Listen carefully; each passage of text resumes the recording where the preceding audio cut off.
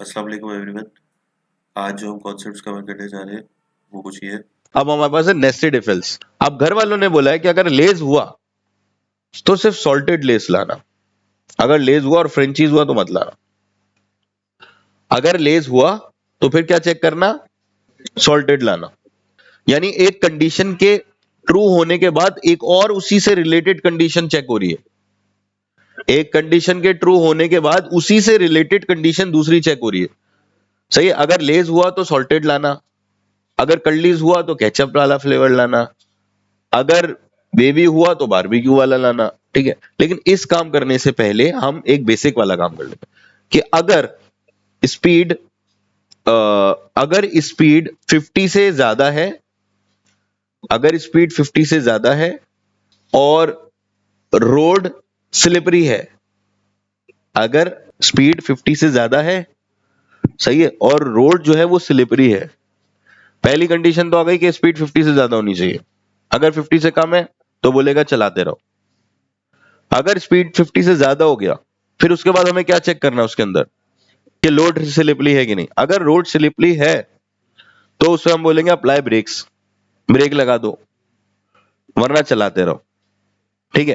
अब इसमें दो चीज हमें इनपुट लेनी पड़ेगी, एक तो स्पीड और दूसरी चीज रोड, रोड कैसा है। तो हम दो इनपुट लेंगे, एक तो क्या लेंगे, स्पीड, दूसरा क्या लेंगे, रोड कैसा है। ये दो चीजें लेंगे। तो जो स्पीड लेंगे वो तो इंटीजर में लेंगे, लेकिन जो रोड लेंगे वो किस में लेंगे, वो स्ट्रिंग में लेंगे।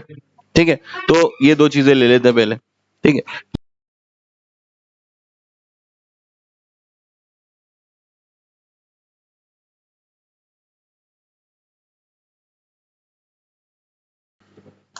ठीक है, इंटीजर आ गया, पहली वैल्यू आ गई। ठीक है, इससे ऊपर पहले लिख देता हूं मैं ताकि उसको अच्छा लगे दिखता हुआ। स्पीड बताओ, फिर उसके बाद ये स्पीड जब बता देगा फिर उसके बाद बोलेगा रोड बताओ। ठीक है, अब यहां लगेगी कंडीशन, दोनों वैल्यूज आ गई, सॉरी नहीं आई, अभी स्ट्रिंग लेनी पड़ेगी, string road SC dot next. इसी एससी से सारे काम हो जाएगा। नेक्स्ट इंट करोगे तो इंट आ जाएगा। एससी को बार बार बनाना ही पड़ेगा, स्कैनर को बार बार, ऑब्जेक्ट एक बार बनता है, बार बार इस्तेमाल कर सकते हो। अब क्या कंडीशन लगेगी, अगर स्पीड ज्यादा है 50 से, तो अगर स्पीड ज्यादा है 50 से तो बात की बात है, अगर स्पीड 50 से कम हुई तो क्या करना है, चलाते रहो। अब हम बात करते हैं कि अगर स्पीड 50 से ज्यादा है तो क्या करना है। तो फिर चेक करो, अब इसके अंदर इफ है, इफ के अंदर इफ है, तो रोड क्या होना चाहिए, अगर रोड स्लिपरी है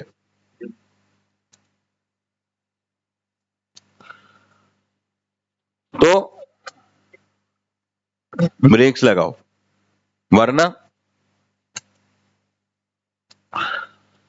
चलाते रहो।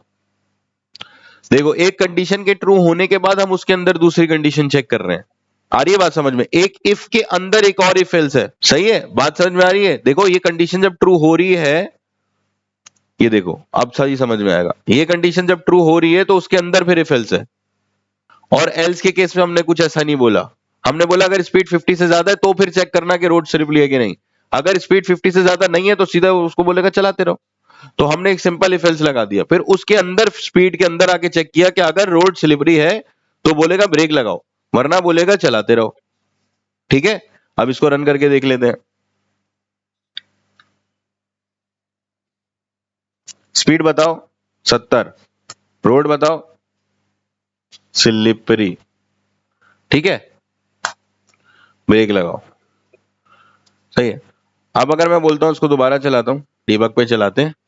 ठीक है, अच्छा स्कैनर वाली लाइन हटा के मैं इधर लगा देता हूं ना, क्योंकि वो वेट करता रहेगा उसके लिए और नेक्स्ट मुझे करने ही नहीं देगा। ठीक है, वेट करता रहेगा यहाँ पे और मुझे नेक्स्ट पे इधर आने नहीं देगा, तो इसलिए मैंने डायरेक्ट इफ वाली कंडीशन पे लगाया। ठीक है, आई बात समझ में, क्योंकि जब मैं वैल्यू डालूंगा तब वो अगली लाइन पे आएगा, तो मुझे यहाँ वैल्यू डालना पड़ेगा, नहीं डालूंगा तो सारी जिंदगी यहीं वेट करता रहेगा मेरा।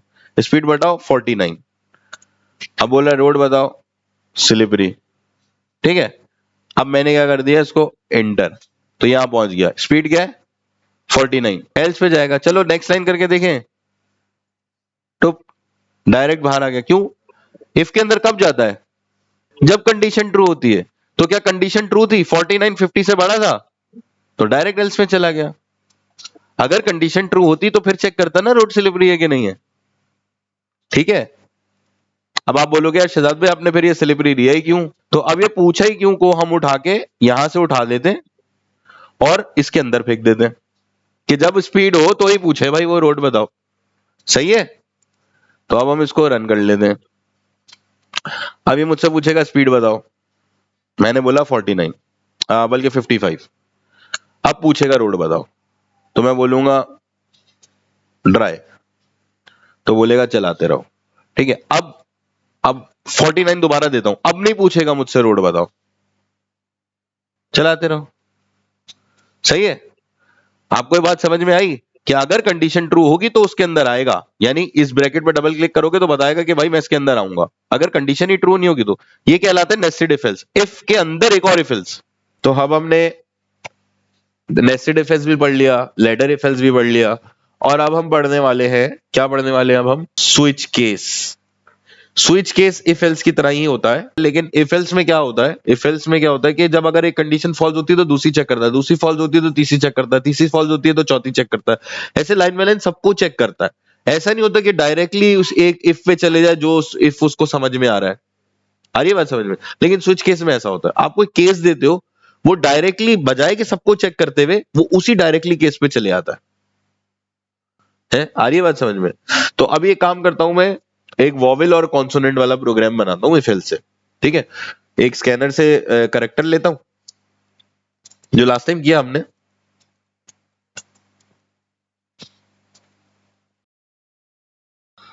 करेक्टर ले लेता हूं।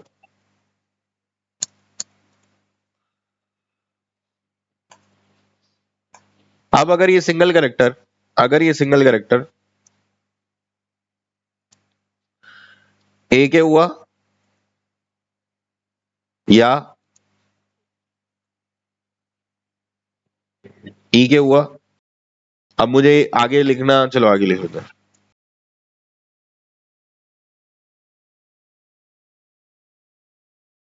ए ई आई के हुआ, अब नेक्स्ट लाइन में लिख देता हूं, मुझे अच्छा लगता है।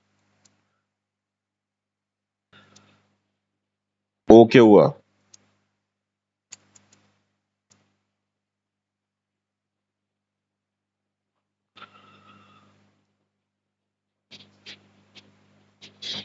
यू के हुआ,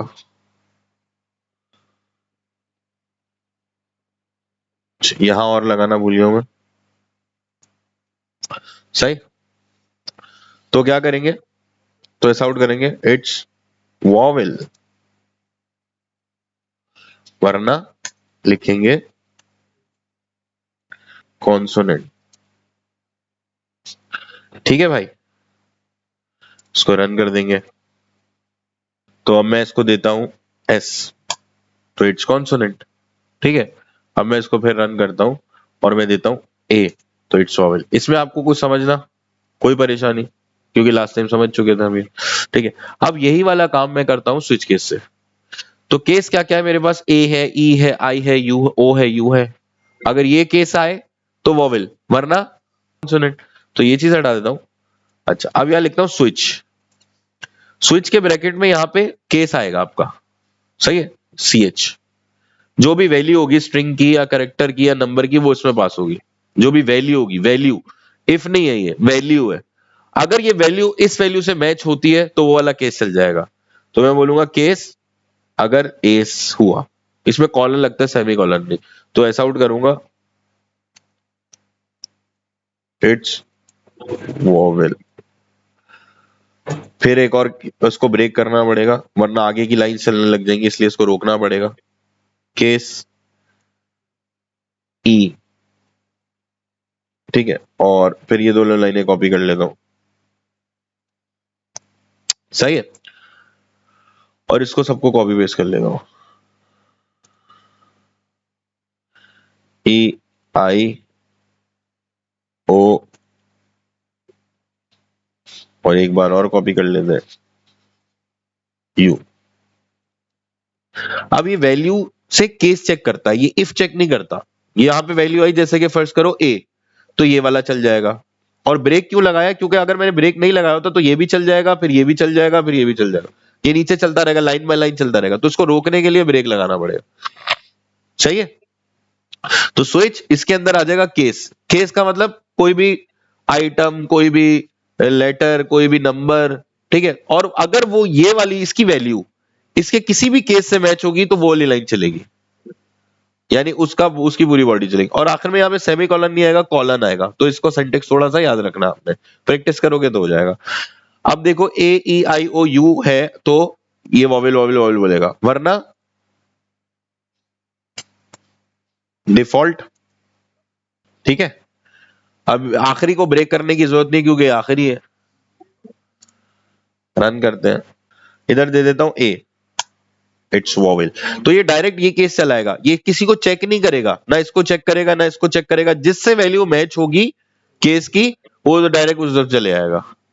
ठीक है, अब इसको दोबारा से रन करते हैं और इस दफा मैं देता हूं इसको एस, इट्स कॉन्स्टेंट। इसने इसमें से कोई भी केस मैच नहीं हुआ तो डायरेक्ट डिफॉल्ट पे चला गया। सही है, अब हम वो वाला काम करते हैं, कौन सा वाला? लेज वाला। ठीक है, चिप्स वाला काम करते हैं। ठीक है, सिंपल वाला कि वेवी है तो वेवी ले आओ, ये है तो वो ले आओ। अच्छा, उससे पहले सारे वॉवेल वॉवेल प्रिंट कर रहे हैं, लाइन वापस वापस प्रिंट कर रहे हैं, ऐसे ही है ना? एक दफा प्रिंट होनी चाहिए। तो क्या ऐसा नहीं हो सकता कि मैं सारे केसेस एक साथ लिख दूं और एक ही उनका आउटपुट दे दूं? तो बिल्कुल ऐसा हो सकता है। कैसे होगा? ऐसे होगा।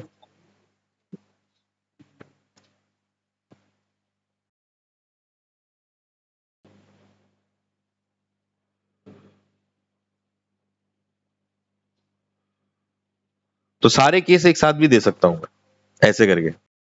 क्या अगर केस ए हुआ, ये हुआ, ए ई आई ओ यू हुआ, इनमें ये एक, इनमें किसी कोई भी केस हुआ तो यही लाइन चलाना, बजाय कि सबको अलग अलग लाइन देने के मैं मल्टीपल केसेस एक साथ भी चेक कर सकता हूं। ठीक है, तो इसमें और कंडीशन लगी हुई, या ये हुआ, या ये हुआ, या ये, या ये, इनमें से किसी से भी मैच हुआ तो ये चल जाएगा। इसको रन करके देख लेते हैं और इसको देते हैं ई, तो क्या आना चाहिए? और अब इसको रन करके दे देते हैं एफ, तो क्या आएगा? अब हम क्या करते हैं, अब हम वो लेज वाला काम करते हैं। केस अगर लेज हुआ, सही है। अच्छा, अब भाई ये तो स्ट्रिंग नहीं, करेक्टर तो नहीं है, ये तो स्ट्रिंग है, तो इसको स्ट्रिंग कर देते हैं और इसके करेक्टर एट 0 को हटा देते हैं। ठीक है भाई, पूरी स्ट्रिंग ले लेगा। अब अगर स्ट्रिंग ये मैच होगी किसके, इसके साथ, अगर ये इसके साथ मैच होगी, किसके साथ? लेस के साथ, तो क्या करोगा? लेस ले आओ। सही है, अब इसको कॉपी पेस्ट कर लेते हैं। लेज हुआ है तो लेज ले आओ, कर्लीज हुए तो कर्लीज ले आओ, नहीं तो फिर वे भी देखो, नहीं तो फिर चीटोस देखो, उसके बाद कुछ भी ना करो। और डिफॉल्ट इधर मुझे ब्रेक लगाना पड़ेगा वरना नेक्स्ट लाइन चलती रहेंगी। ठीक है, ब्रेक। सही, ब्रेक नहीं लगाया तो लेज हुआ ना तो सब प्रिंट होंगे ये, आपको ब्रेक लगाना लाजमी है। और इसके बाद डिफॉल्ट में क्या दे देंगे? घर आ जाओ, छोड़ो, घर आ जाओ। सही है, रन कर लेते हैं, उसको आइटम कर देता हूं। ठीक है, वेरिएबल का नाम ऐसा होना चाहिए जो अपने मतलब को एक्सप्लेन करे। अब यहाँ पे कैसे लगाऊंगा? पहले ये लिखूंगा, प्लस दबाऊंगा। ठीक है, फिर यहाँ पे भी ये करूंगा, बल्कि इसको कॉपी पेस्ट कर लेते हैं।